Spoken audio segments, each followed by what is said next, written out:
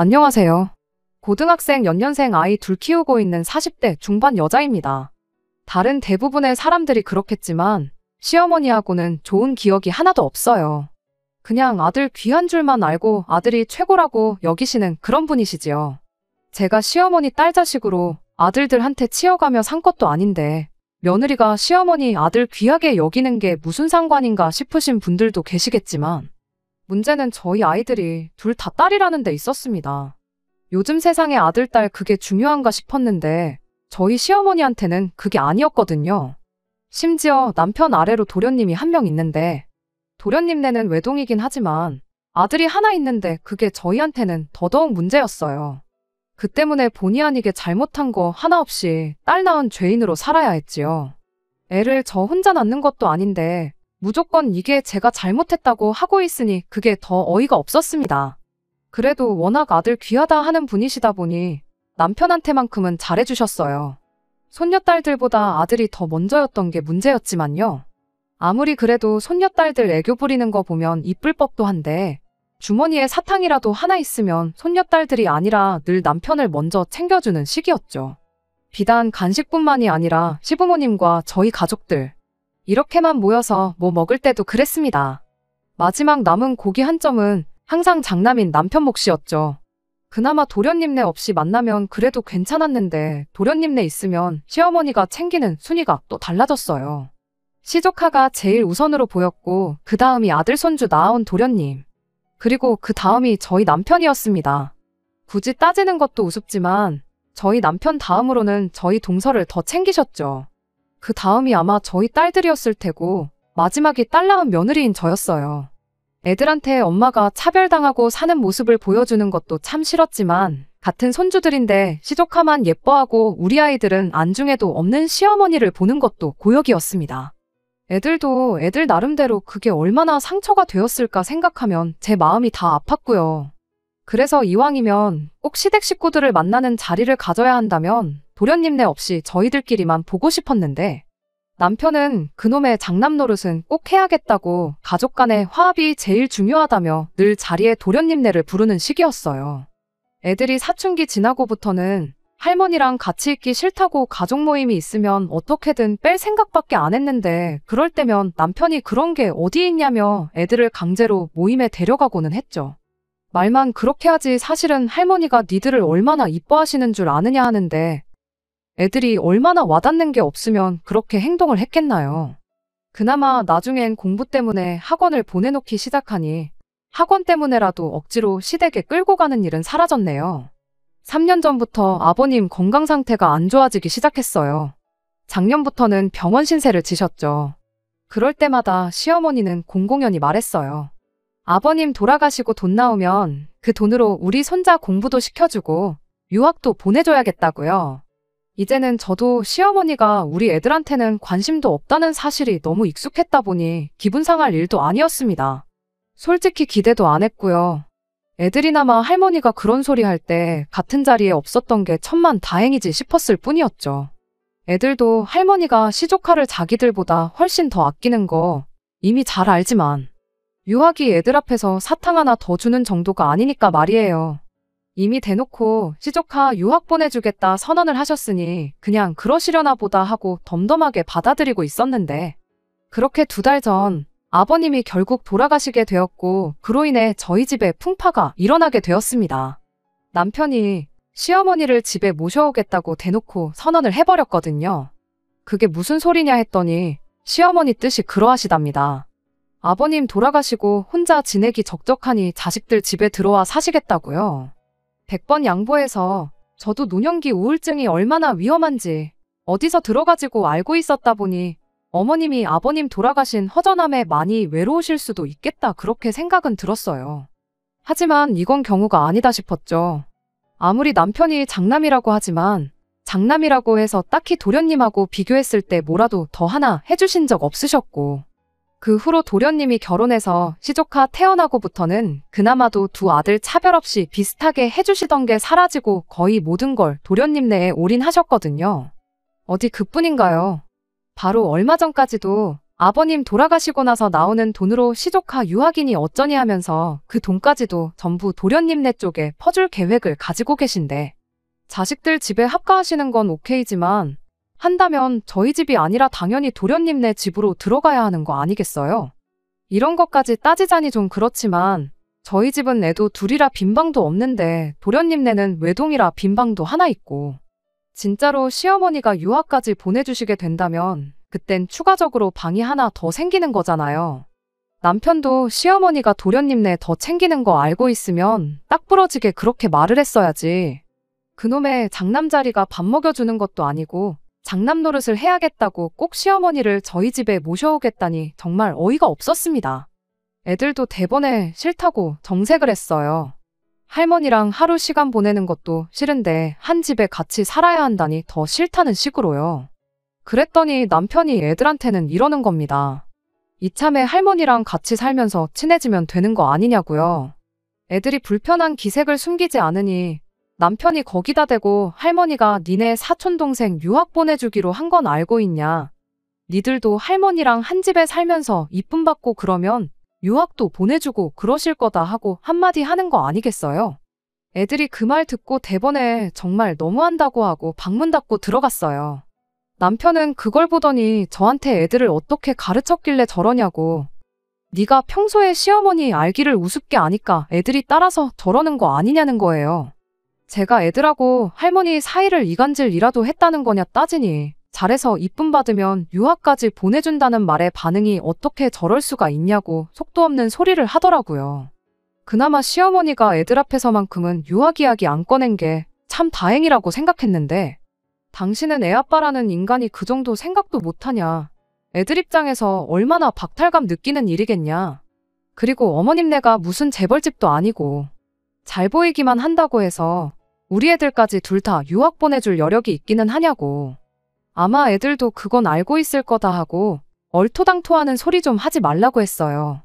그런데 그렇게 말하다 보니 자연스럽게 머릿속에서 이게 무슨 상황인지 대충 정리가 되기 시작하는 거예요.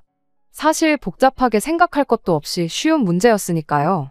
저희 시어머니 연립주택에 방 2칸짜리 집 얻어서 전세로 살고 계시거든요.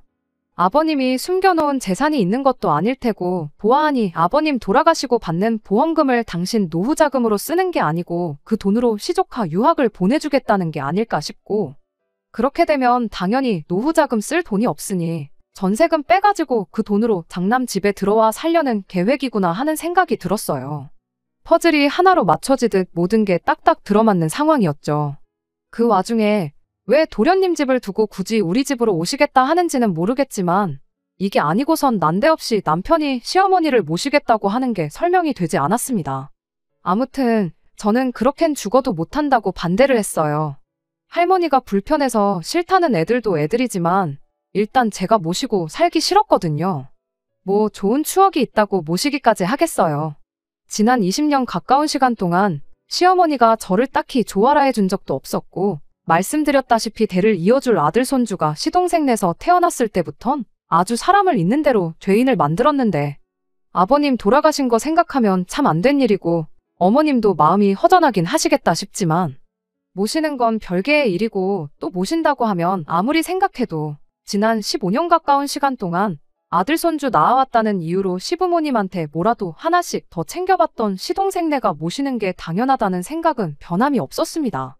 그래서 남편한테 다시 정확하게 말했어요. 내가 모시고 살고 싶지가 않다고요. 꼭 어디 가셔야겠으면 동선에 가 있으시라 전해라, 그렇게 남편한테 말했더니 남편이 제 앞에 개거품을 물면서 너부터가 시어머니를 모시기 싫어하니 애들까지 덩달아 할머니를 미워하는 게 맞다면서 뭐가 힘든 일이냐고 저한테 고래고래 소리를 질러대기 시작했습니다. 어머니가 앞으로 살아봐야 얼마나 더 사시겠냐고, 여지껏 자식들을 위해 희생만 하셨으니 이젠 자식들이 효도해야 하는 게 맞는 거 아니냐면서요. 어머니가 어디 아프셔서 병수발을 들어야 하는 것도 아니지 않냐. 그냥 밥 차릴 때 밥 한 공기 더 뜨고 숟가락 젓가락 하나 더 올리면 되는 거고, 빨래도 3, 4일에 한 번씩 몰아서 하는데 온 가족 세탁물 한 대 모아다 세탁하는 건데 어려울 게 뭐가 있냐는 거예요. 막말로 제가 전업주부였다면 그 말에 듣는 흉내라도 내줬을 텐데 똑같이 맞벌이하는 입장에 집안일도 육아도 그동안 거의 저 혼자 다 했는데 집에 입 하나 더 생기는 거지. 크게 달라지는 건 없지 않냐는 식으로 말하는 남편을 보니 어이가 없어서 말도 똑바로 나오지 않았어요. 그렇게 쉬운 거면 도련님네가 모셔도 되는 거 아니냐고, 그동안 우리가 시어머니한테 뭐 하나 제대로 받은 것도 없고 대접받은 것도 없는데 왜 그렇게 모시지 못해 안달이 났느냐고 따졌습니다. 그런데 그제서야 남편이 눈물까지 보이면서 바로 그게 이유라며 자기가 그렇게 시어머니를 모시고 살고 싶어하는 그 이유를 말해왔어요. 지난 과거 저희가 결혼하기 전에도 남편이 알게 모르게 시어머니한테서 도련님과 차별을 받아왔었답니다. 그 와중에 또 둘째가 외탁이라고 해서 둘째를 좀 더 편애를 하셨나 봐요.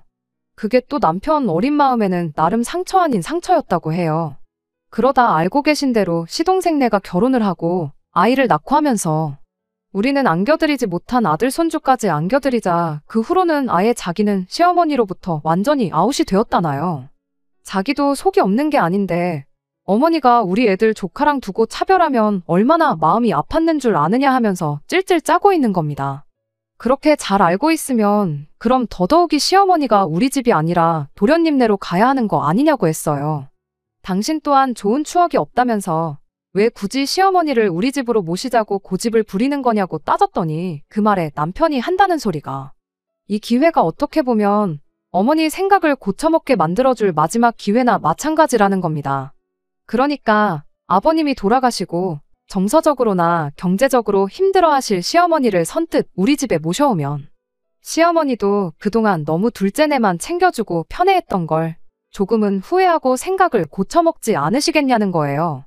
진짜 진정한 효자 자식은 여기 이렇게 따로 있었는데 그것도 몰라보고 애먼 집에 사랑을 쏟고 있었나, 분명히 지난 세월을 후회하실 게 아니겠냐는 거죠. 자기도 같은 아들로서 인정받고 싶다고, 어떻게 보면 이게 마지막 기회라고 부탁 좀 한다는 겁니다. 애들 유학도 그렇대요. 시어머니가 모아놓은 재산이 많은 것도 아니고 이미 보내주기로 한 시조카 유학 보내주고 나면 살고 계신 집 전세금 빼놓고는 개털인 거 알고 있지만 우리 집에 모시고 살게 되면 적어도 그 전세금은 가지고 들어오실 것 아니냐, 그럼 그 돈으로 유학까지는 아니더라도 학비라도 얼마 조금 보태주실 수도 있겠게 물어보겠답니다. 연애할 때는 물론이고 여지껏 아무리 슬픈 영화를 봐도 눈물 한 방울 찔끔 흘리는 걸 보여준 적 없는 남편이 저렇게 서럽게 말을 하고 있으니 얼마나 진심인지 다 느껴졌어요. 그래서 남편한테 한마디 건네줬습니다. 그렇게 어머님을 꼭 모셔야겠으면 모시고 살라고 말이에요.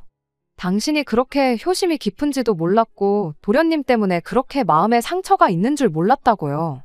어머님 전세금까지 빼서 우리 애들 학비 대줘봐야 한두 학기 내주는 게 전부 아니겠냐고, 뭘 그 돈까지 건들 필요가 뭐가 있느냐 했죠. 애들이 방에서 저희들 이야기를 듣고 있었는지 제 말이 끝나기가 무섭게 뛰쳐나와가지고는 엄마까지 왜 이러냐며 난리법석을 떨기 시작했습니다. 남편은 애들한테 엄마 결정이니 니들도 따라야 하지 않겠냐며 어차피 이제 공부에 전념해야 되니까 둘이 같이 한 방을 써도 문제가 없겠다면서 누구 방을 시어머니한테 양보하겠느냐고 묻더라고요. 애들이 죽어라고 할머니가 가도 그 좋아하는 사촌 동생네 가면 되는 거지 왜 우리 집에 오셔야 하는 거냐고 목청껏 거부 의사를 표현해대는데 제가 애들 조용히 시키고 남편한테 한마디 했어요. 애들 방을 왜 비워주냐고요. 그 말에 애들도 남편도 동시에 조용해져서는 저를 쳐다보더라고요. 남편이 그럼 안방을 비워드리자는 거냐, 아니면 어머니 보고 거실에 이부자리 깔아놓고 살라고 하자는 거냐 따져묻길래 남편한테 다시 한마디 했어요. 어머님이 우리 집에 오실 필요가 뭐가 있겠냐고, 당신이 어머님 댁으로 가면 모든 게 깔끔하게 해결되는 거 모르냐고 했죠. 당신 짐 챙기는 거야. 일단 급한 것들만 먼저 가지고 가고 필요한 건 이후에 내가 하나씩 보내줘도 되는 거니까 문제없지만 당장 밥하는 거랑 집안일하는 거 배우려면 시간이 좀 모자라겠다고 오늘 저녁부터 당신이 준비하는 걸로 하라고 했죠. 반찬이야 내가 할 때 좀 넉넉하게 해서 챙겨줄 테니 그런 부분은 걱정 말라고. 여의치 않으면 뭐 동네 마트에만 가도 간단하게 한 끼 해결할 만한 게 잔뜩인데 어려울 거 없겠다고. 요즘 세상이 많이 좋아져서 다행이라고 그렇게 한마디 해줬죠. 제 말이 끝나니까 할머니랑 같이 못 산다고 노래를 부르던 애들도 순식간에 조용해졌어요. 그런데 남편은 지금 무슨 소리를 하고 있는 거냐고, 지금 이게 뭔 소리냐 재차 따져묻더군요. 애들은 단번에 내가 무슨 말 하는지 이해한 것 같은데, 애들도 한 번에 이해하는 걸 당신은 어른이 되어서 이해를 못했냐고 타박을 해줬죠. 그리고 다시 처음부터 끝까지 설명을 해줬습니다. 당신이 어머님 모시고 살고 싶다고 하지 않았냐고요. 당신 말 맞다나 어머님이 앞으로 얼마나 더 사실지 모르는데 어머님 댁 가서 효도하고 싶은 만큼 하라고 했죠. 요즘 보면 기러기 아빠들도 많고 한데 그래도 같은 나라 안에 사는 게 어디냐고. 마음만 먹으면 언제든 만날 수 있는 가까운 거리 사는 게 오히려 다행 아니냐고 했어요. 그랬더니 대번에 남편이 농담 따먹기 하지 말라면서 어머니를 자기 혼자 어떻게 모시냐고 따지더군요. 그래서 곧바로 대답해줬지요.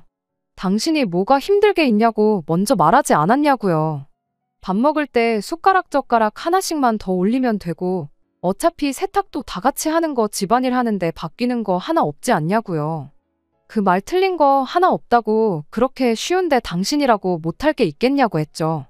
빨래는 세탁기가 해주고 밥은 밥솥이 해주는데 당신은 손가락 하나만 까딱하면 되는 거 아니냐고요. 설마 설거지를 할 줄 모르는 건 아니지 하고 수세미 들고 세수하는 거랑 똑같다고 보면 된다고 거품으로 그릇에 대충 음식물 찌꺼기 제거했으면 그냥 물로 헹구면 그게 바로 설거지라고 알려줬어요. 그랬더니 남편이 그런 게 아니라 모시고 산다는 말의 뜻을 모르냐고 다시 따지고 들더라고요.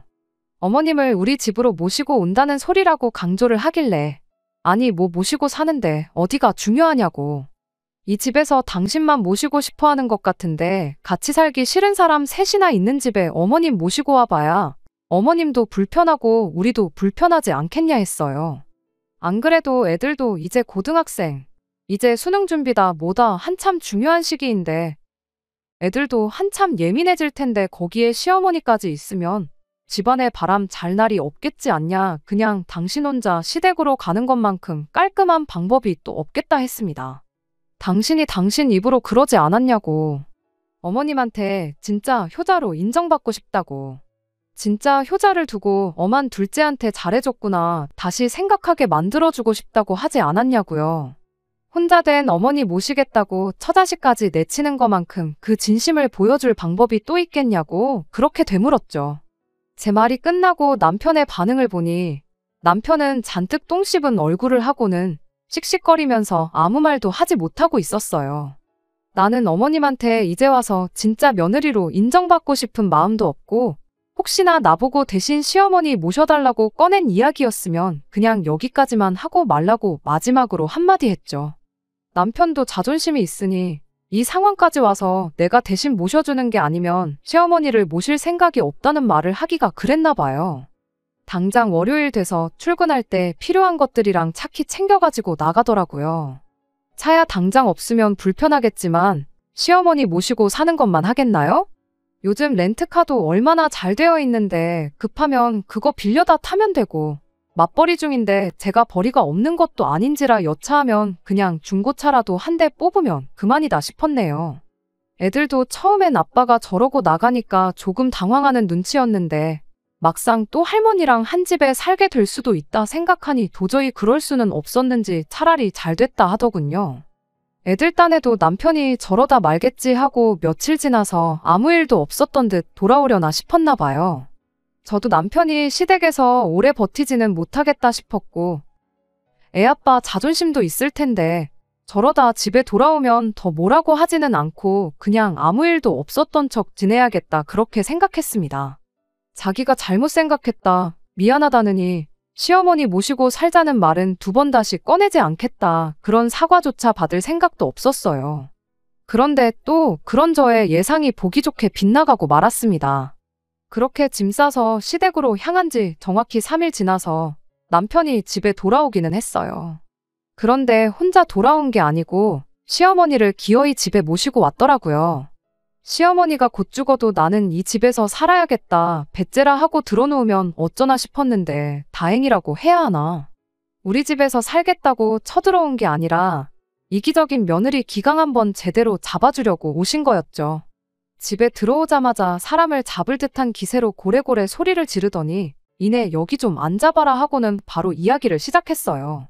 이야기는 뭐 그동안 당신이 얼마나 힘들게 살았는지 하는 지리한 이야기들의 연속이었죠. 큰 소리를 낸 게 그냥 기선제압을 하려고 그랬던 거구나 싶을 만큼 평범한 이야기들 뿐이었어요. 결론만 간략히 말하자면 자식이 부모를 모시는 게 당연한 건데 이런 거 저런 거 계산하는 게 이해가 가지 않는다는 소리였습니다. 혼자 된 게 당신이 아니라 저희 친정어머니였다면 제가 과연 똑같이 행동을 했을 거냐, 남편이 저만 친정으로 보내면 그 기분이 어땠을지는 생각을 안 해본 거냐 그런 말을 하더라고요. 그래서 제가 대답했어요. 친정어머니가 같은 상황이었다고 해도 저는 집에 모셔오지 않았을 거라고요. 아니, 애초에 모신다고 해도 친정어머니셨으면 싫다고 거절하셨을 것 같다고 그렇게 대답을 했죠. 시어머니는 그건 순전히 네 혼자만의 생각이지 않냐며 제가 그냥 당신을 모시기 싫으니까 말을 지어내는 거라고 끝까지 고집을 부리시더군요. 그래서 만에 하나 친정어머니가 혼자 지내는 게 외롭고 힘드셔서 꼭 누군가 옆에 있어줘야 하는 상황이라면 그러면 저는 집에 모시자고 하지 않고 저 혼자라도 친정에 가서 지냈을 것이라 대답했습니다. 애들도 이제 인생에 있어서 정말 중요할 때인데 괜한 걸로 신경 쓰이는 일 만들어서 공부하는데 지장을 주고 싶지 않은 이유도 있다. 그렇게 한마디 했죠. 시어머니가 거기서 만약에 그러면 애들 대학 가고 나서 그 후에 합가를 하는 건 어떻겠냐고 역으로 제안을 해오셨다면 여전히 싫은 건 싫은 거지만 아마 다시 생각은 해보겠다 말하고 좋게 좋게 상황을 넘겼을 수도 있었을 거예요. 하지만 시어머니는 그런 제 말에 이런 식으로 대응을 하시더군요. 여자애들 대학 보내서 뭐에 써먹냐고 말이죠. 여자 인생 뒤움박 팔자라는 말도 못 들어봤냐고. 시집만 잘 보내면 됐지. 뭐하러 돈 아깝게 공부를 시키냐는 거예요. 기껏 비싼 돈 들여서 공부시켜봐야 아무 소용없다고 대학 졸업시키고 취직시켜서 몇 년이나 더 네 품에 있을 것 같냐는 겁니다. 시집가면 남의 집 사람 되는 건데 공부시켜봐야 남 좋은 일 시키는 거라고요.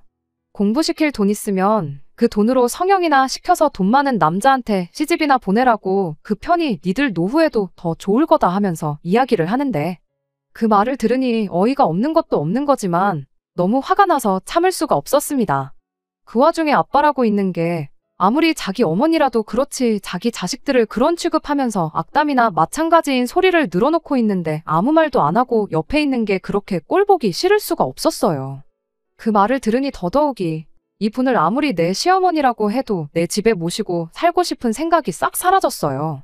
그간 우리 아이들 차별하고 그런 것부터 해서 제가 당해온 취급까지 지난날에 서운했던 것들이 한순간에 머릿속을 지나가는데 한마디 하지 않을 수가 없었죠. 열받은 만큼 제 말투도 굉장히 날카로워졌어요. 합가 강요가 이혼 사유인 건 혹시 알고 계시냐고. 어머니 모시고 살고 싶다는 효자 아들 품에 보내드렸는데 뭐가 문제라서 이렇게 집까지 찾아오셔서 봉양을 강요하시냐고요. 막말로 저한테 뭐 하나 잘해주신 적 없는데 그렇게 지난 세월 싸고 돌던 아들 손주 낳아온 동서애가 있는데 왜 합가는 우리 집에서 하려고 하시냐. 일 없으니까 그만 물어보시고 장남하고 같이 살기 싫으시면 남편도 도로 여기 보내시고 그냥 혼자서 지내시라고 강하게 한마디 해버렸습니다. 시어머니 반응은 뭐 말할 것도 없었지요. 제가 이혼하겠다고 먼저 말을 꺼낸 것도 아닌데 지금 이혼을 걸고 시어미를 협박하는 거냐 하면서 노발대발 난리도 아니었어요. 내가 너한테 잘해준 게 없긴 왜 없냐면서 아들도 못 낳아오는 거 맏며느리라고 대우해줬건만 은혜도 모르고 배은망덕하게 시어미를 가르치려 든다면서 말 잘했다고 어디 너 하나만 며느리냐고 합가는 둘째네 가서 할 테니 니들은 앞으로 평생 내 도움 하나 받을 생각 말라고 고래고래 소리를 치셨어요. 더 이상 저도 원성이 높아지는 상황을 원치 않았지만 그때는 저도 감정이 격해져서 그랬나. 연을 끊을 때는 끊더라도 그동안 서운했던 제 마음이나마 알고 끊으시라는 생각에 한마디 더 했습니다. 아들 손주 챙겨준다고 동선에만 챙겨주셨지 평생 저희한테 뭐 하나 해주신 거 없으시지 않냐고요. 여지껏 도움받은 거 하나 없는데 앞으로 무슨 도움을 원하겠냐고 그렇게 말이죠. 그랬더니 시어머니가 기어이 인연이 끝장을 보려고 하는구나 하면서 남편한테 그냥 이혼하라고 한마디 하는 겁니다. 이런 배은망덕한 걸 맏며느리라고 데리고 살아준 당신이 바보천치였다고 당신 도움은 물론이고 이제 남편 도움도 못 받을 줄 알라면서요. 어디 다 늙어서 딸 둘 있는 거 시집 보내고 남편도 없이 혼자서 한번 살아봐야 잠깐인데 시어머니 그냥 모시고 살 걸 하고 평생을 후회 속에 살아보라나요. 그때 가서 후회한들 이미 늦어버린 거 돌이킬 수 없는 일이라면서 말이죠. 분위기가 격해져가는 가운데 남편이라고 하나 있는 건 노발대발하는 시어머니 앞에 제 편 들어주는 말 한마디 못하고 눈치만 살살 보면서 있는데 참 그 꼴이 말도 아니었어요. 표정은 괜히 시어머니를 여기 끌고 왔다는 표정을 하고 있기는 했는데 시어머니가 제 앞에 온갖 육두문자를 뱉어가며 욕을 하고 있는데도 그만하라 말 한마디 못하고 있는 게 이건 모합가 때문에 이혼하는 게 아니라 저런 걸 남편으로 두고 살았던 게 후회가 돼서라도 이혼은 꼭 해야겠다 싶더라니까요. 결국 남편은 시어머니를 모시고 집에 돌아갔어요. 애들이 그나마 학원에 가 있어서 그 꼴을 못 본 게 천만 다행이구나 싶었습니다. 학원 다녀온 애들한테 아빠랑 이혼하게 될 수도 있다고 미안하다고 사과했는데 그 상황은 못 봤지만 애들이 저를 위로해주는데 참말로 누가 애고 누가 어른인가 싶을 지경이었어요. 이혼은 뭐 어려울 것도 없었어요. 그렇게 돌아간 시어머니가 자발적으로 이혼 서류까지 다 알아봐 주시고 그랬거든요. 결혼할 때 남편이 좀 더 해오긴 했지만 여지껏 맞벌이하면서 육아에 살림까지 다 도맡아 했다 보니 의외로 재산 분할은 반반씩 나눠올 수 있었어요. 얼마 남지도 않았지만 애들 19살 될 때까지 양육비도 받기로 했고요. 네가 안 모시면 둘째네 가서 살겠다시다더니 숙려기간 끝나고 마지막 서류 제출하러 가는 동안까지 남편은 시어머니 집에서 둘이서 같이 살고 있었습니다. 일이 어떻게 돌아가고 있던 건지 딱히 궁금하지도 않았고 결국엔 합가 문제로 이혼까지 결정한 남편이 어떻게 지내는지 제가 알 바도 아니라 신경도 안 쓰고 그렇게 살았어요. 그런데 이혼까지 끝나 완전히 갈라선 지 2달도 안 된 시점인 얼마 전 집에 남편이 찾아왔어요. 말은 애들 보고 싶어 왔다고 하는데 집에 갈 시간이 넘었는데도 애들한테 아빠가 좀 더 있으면 좋겠지 않냐느니 저한테는 자고 가면 안 되냐느니 하면서 질척대는 거예요. 똥마려운 강아지 마냥 무슨 말을 하고 싶은데 못하고 있는 게 너무 티가 나서 할 말 있으면 해보라고 말했죠. 그제서야 남편이 어떤 상황인지 말을 해주더군요. 일단 제 앞에 큰소리 친 대로 시동생네에 합가를 할 생각이었다나 봐요. 시어머니가 해준 게 워낙에 많아서 그런지 합가하자는 말에 선뜻 그렇게 하겠다고 나왔었나 보고요. 그런데 이제 시동생 입장에서는 남편이 조금 부담스럽긴 했는가 봅니다. 그런데 시어머니 고집에 그날 저한테 이혼당해서 평생 후회하면서 살라고 그렇게 고래고래 소리를 질러댔는데 이제 와서 둘째네 합가하겠다고 남편을 저한테 다시 보내는 게 조금 자존심이 상했었나 봐요. 남편도 혼자 살아야 되면 굳이 이혼까지 할 필요가 없었던 거니 난감한 상황이었고요. 그런데 의외로 동서가 시동생한테 괜찮다고 아주버님하고 같이 살아도 된다고 했다는 거예요.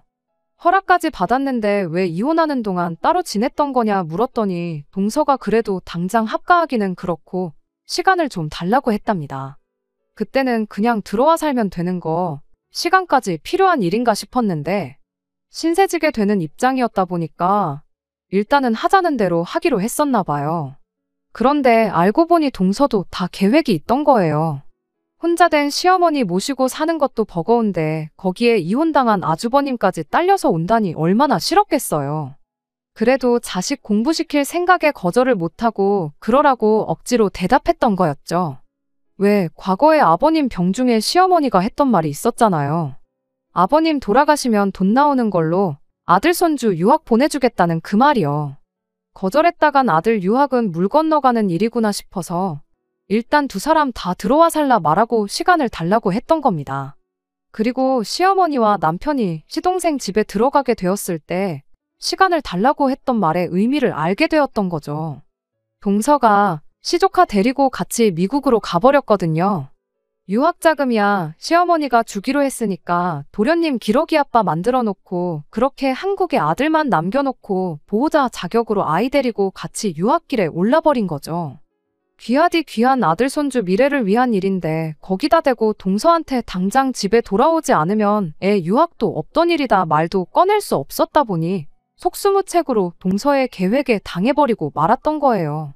말년에 며느리 효도받으면서 편한 노후를 계획했던 시어머니는 졸지에 이혼당한 아들 하나, 기러기 아빠 된 아들 하나, 두 아들을 다시 품에 끼고 살게 돼버린 거죠.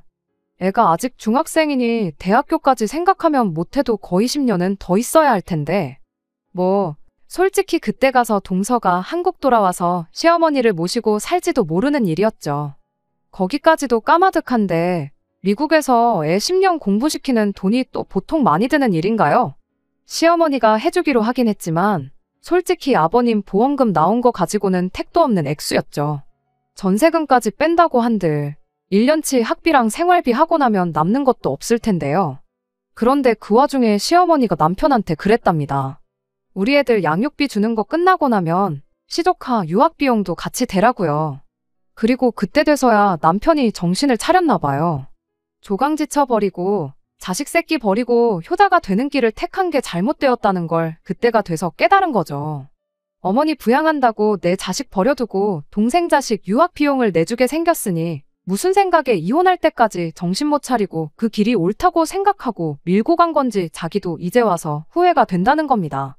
이제 두 번 다시 시어머니 모시고 살자느니 하는 헛소리 안 하겠다고 다시 재결합하면 안 되겠냐고 울고불고 매달리는 거예요. 애들도 보고 있는데 무슨 대답을 해야 할지 정말 머리가 다 아파왔어요. 그래도 일단 아닌 건 아닌 거다 싶어서 자고 가겠다는 남편에게 나중에 다시 이야기하자 한마디 해주고 집으로 돌려보냈습니다. 애들도 이 상황을 다 알게 되었다 보니 다시 재결합하자는 남편의 제안을 애들 앞에서 거절하면 애들도 애들 나름대로 상처가 되지 않을까 싶어서 조심스러웠어요. 그런데 애들이 먼저 말을 해주더라고요. 아빠랑 다시 살아도 그만, 아니어도 그만이라고요. 자기들은 제 행복이 제일 우선이라나요? 그동안 자기들도 할머니한테 딸손 주라고 대놓고 차별당하면서 동시에 아들 못 낳아온 며느리라고 자기 엄마가 할머니한테 당해온 걸 보고 자라왔고 그러는 와중에 남편이 단 한 번도 제 편을 들어줬던 적이 없던 걸 너무나도 잘 알고 있다 보니 거기에 그것도 모자라 할머니 모시고 살겠다는 고집에 이혼까지 선택했는데 다시 합친다고 한들 제 인생이 행복해지지는 않을 것 같다는 거예요. 아빠를 생각하면 합치라고 하는 게 맞지만 엄마 생각하면 그게 아니라고.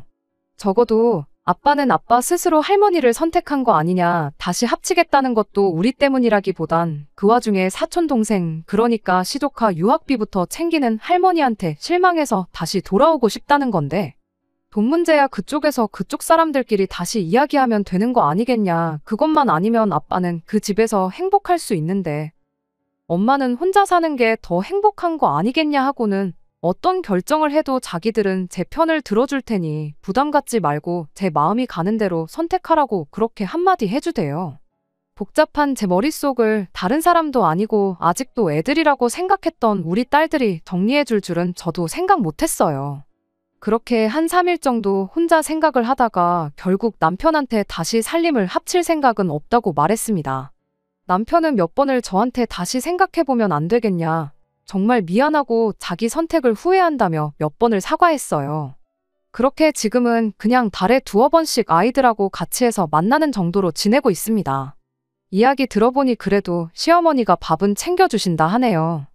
처음에는 이제 좀 편해지나 했더니 아들을 둘이나 돌려받을 줄은 몰랐다면서 며칠을 알아놓으셨었다는데 그래도 아들을 최고라 여기시는 분인데 당신 자식들 굶는 꼴은 볼 수가 없었는지 아직도 툴툴대시긴 하지만 끼니는 꼭 챙겨주신답니다. 그 또한 자업자득이라 생각해요. 며느리 부려먹으면서 편한 노후를 보내려다가 그 벌을 달게 받은 거 아니겠나요? 남편도 어차피 차려주는 밥 얻어먹을 거면 그 효심에 다 늙은 어머니 고생시키는 것보다야 저한테 얻어먹는 편이 더 나았을 거 아니겠나요?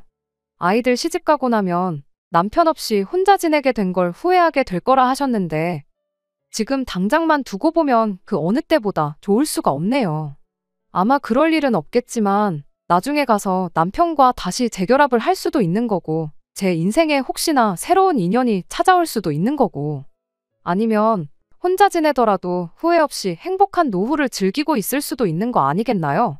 앞일이 어떻게 될지는 모르지만 자업자득이라는 말이 괜히 있는 게 아니라는 걸 깨달은 지금 적어도 후회 없는 삶을 살기 위해 하루하루 최선을 다해서 살아볼 생각입니다. 끝까지 들어주셔서 감사합니다. 오늘의 사연은 여기까지입니다. 구독과 좋아요, 알람 설정 부탁드리고 더 좋은 사연으로 다시 찾아뵙겠습니다. 감사합니다.